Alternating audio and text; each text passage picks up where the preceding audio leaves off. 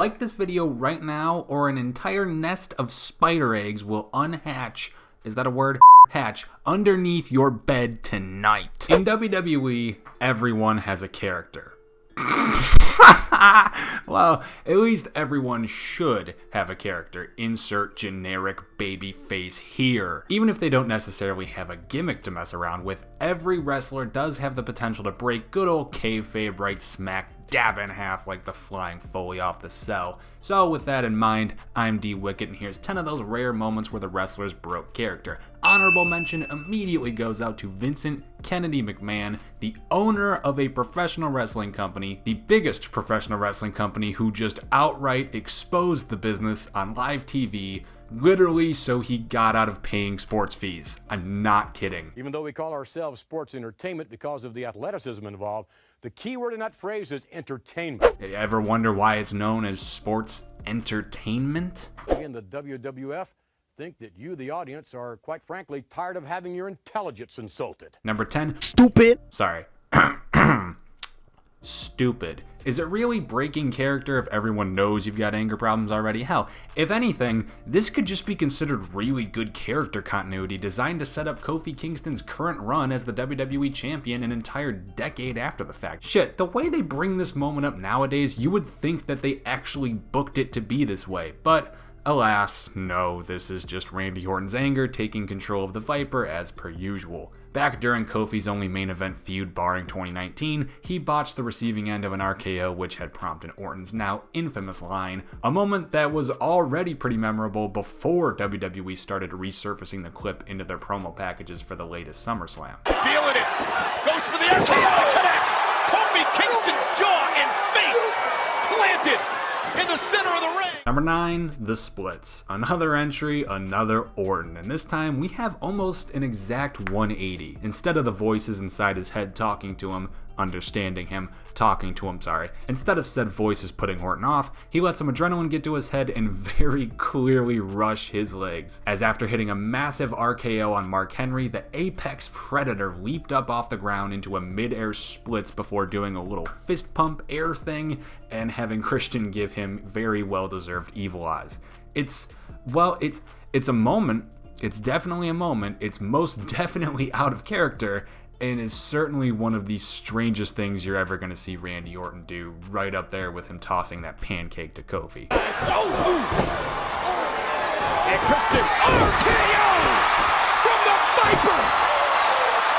Number 8, this is Phil Brooks. It isn't Punk's most well-known character break by any stretch of the imagination, but goddamn, it might be the boldest. His 2011 promo run against Triple H is about as modern classic as it comes. The dude just understands talking. CM Punk tears into trips like no other could, and hey, H always did a decent enough job not coming across like a complete idiot like most people usually do against CM Punk, but when someone has the balls to pull shit like this out of their verbal arsenal, you're probably never gonna win the one-on-one. To finish a long-winded rant about how he's gonna beat the hell out of the game, Punk threw caution to the kayfabe and broke down its front door. To those unaware, these are their real names. It's gonna be so satisfying to me to kick your ass, and right now this isn't CM Punk talking to Triple H, this is Phil Brooks talking to Paul Levesque. Number 7, the hottest tag. I mean that. There has literally never been a tag at such an unfathomable degree. House shows are typically the place to be. While all the live events are pretty fun to go to, there's something special in the air at house shows, and it's called creative freedom. TV is rigid, structured, overly restricted, while the house shows that WWE runs throughout the week typically have a much more casual feel. You can tell that the wrestlers are there to have fun most of the time, and that has never been so evident as this clip of The Undertaker. Let me just repeat that and remind you before watching this very Ultimate Warrior-esque clip that you're watching The Undertaker.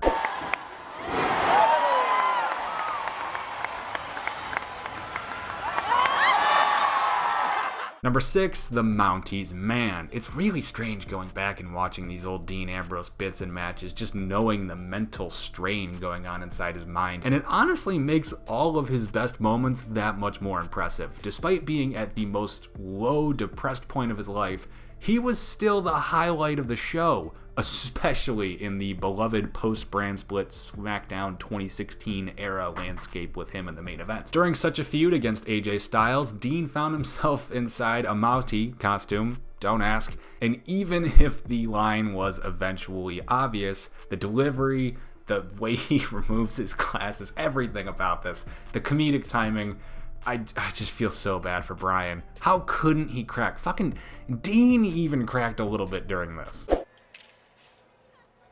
The mountie always gets his man.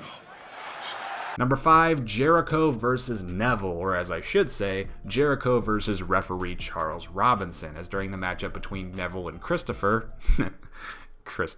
Neville suffered a legitimate leg injury that rendered him just about useless during the match. Now, Jericho is one hell of a veteran, so he handled the situation about as well as he could have, attempting to throw the planned match out and go for a safe roll-up. Robinson wasn't aware of the injury though, and since Neville was planned to be the winner, he decided to not go for the full 3 count despite no shoulder lifting off the mat. Jericho then yells, "He's hurt," very, very audibly, enough for the mics to just barely catch it, whilst pushing Charles back. Robinson retaliates with his own push, and now these two idiots are having a legit shove and shout match while Neville's laying below them, unable to stand. Uh-oh. Oh, no, wow. No need for that. The official had no choice. Yeah. Referee Charles. Number 4, Jamaican hijinks. Kofi Kingston hails from the land of Ghana. Kofi Kingston does not hail from the land of Jamaica. WWE didn't give a shit and told him to fake an accent anyway for the first year or 2 of his WWE run. Jamaican pretty much was his character, which, as goes for all wrestlers whose characters are just country representation, is pretty shit. So eventually it was of course phased out. Kofi went from a Jamaican high flyer to a high flyer and pretty casually just left behind the accident.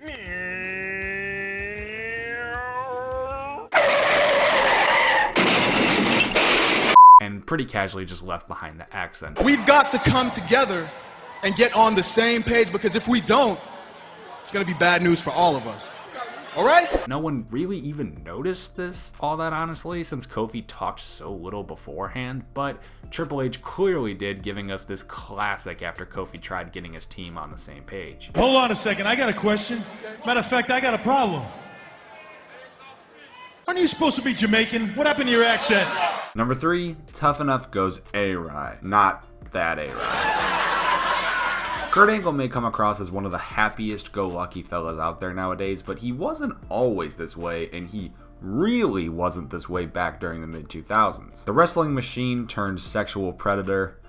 Hello, Charmel. I can't understand why anyone would be offended by my actions last week. Was the spitting image of personified intensity, and he brought that next level of tension into the ring with him when he made an appearance on Tough Enough, where he essentially called out every single one of these rookies to a fight, like a shoot fight, like one of them real fights. Wait, Pewter was trying to stay close to the. He's got a key lock there, Pewter, trying to get a key lock on Angle. Before he was hanging on to the One of said rookies, Daniel Pewter, decided to step up and take the challenge, and with a little bit of MMA background of his own helping him out, a nobody managed to overpower, take down, and nearly snap the arm of pro wrestling veteran and legend Kurt Angle. You don't do that, buddy. Shoulders are down, and this one is over. Daniel Pewter eliminated by the Olympic gold medalist, Kurt Angle. Number 2, Shawn gets hit with a battering ram. Sorry, wait, nope, misread that one. A battery, got it. Fun fact, I thought battering ram was battery ram until about a minute ago. And they say YouTubers are bad influences. This is good because I could barely read, so I like looking at pictures better. Speaking of bad influences, how about the dude who chucked a goddamn battery at the head of Shawn Michaels? Can we do something about this, please? Look, man, I get it. Shawn was very convincing as a heel. He was very good at his job. He made you hate him, and he was such a dickhead backstage that there's a good chance you're not exactly his biggest fan if you got to work with him. But that's no excuse to throw a literal battery. Guys, a battery. Who takes batteries to wrestling events? Is this a thing? Am I missing some tradition anytime I roll up to Little Caesars Arena? I mean, seriously. A battery. It's shocked and surprised and obviously hurt Michael so much that he just straight up left the ring. And you know what? Props to him, because a battery. Shawn got hit in the head with a battery, and Shawn left. We really didn't know what to do. And number one, Orton just wants to go home. The man deserves at least 5 more times respect than he gets. Because yeah, he's got some frequently bad pacing and suffers from occasionally not giving a shit. And while that not giving a shit can dampen some matches, it also usually leads to his absolute pinnacle moments.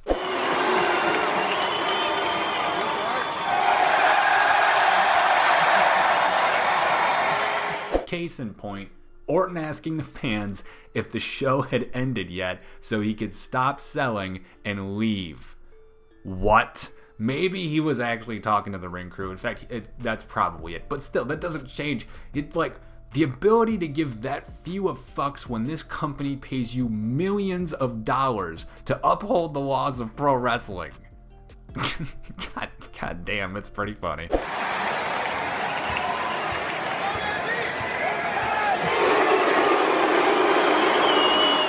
And then those are 10 rare moments where WWE wrestlers broke their characters smack dab in half, like good old JR would say. What are your thoughts? Let us know in the comments down below after liking the video, subscribing to the channel, and notifications, ring that bell.